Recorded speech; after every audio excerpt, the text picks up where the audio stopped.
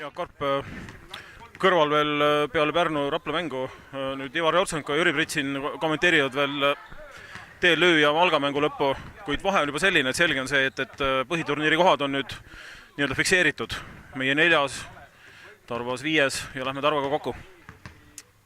Jah, nii see on, et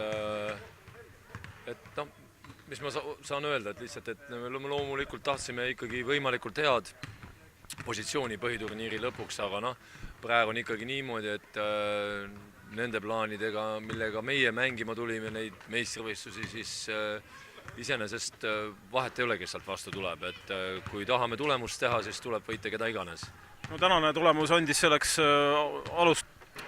No, eks suuri järeldusi ei saa sellepärast teha, et oleme nagu ise olnud suhteliselt ebastabiilsed, et ma loodaks nüüd, kõige tähtsam on sellest lahti saada ja näidata ikkagi stabiilselt head mängu, et see üks mäng loomulikult oli hea, see põhiturniir võiduga lõpetada, kodus eriti selline jälle üritus ja täismaja, et see on loomulikult positiivne, aga et tuleb stabiilselt mängida.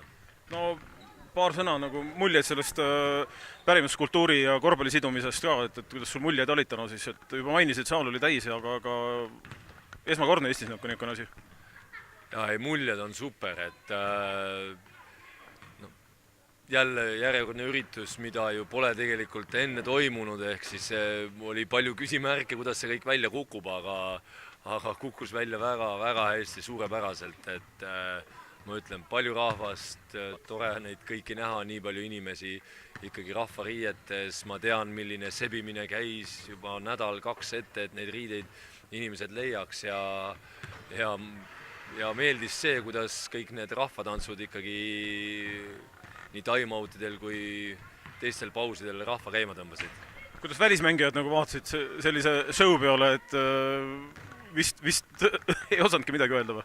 No, eks nemad on mänginud ka oma ülikooli mängudes näinud igasugust.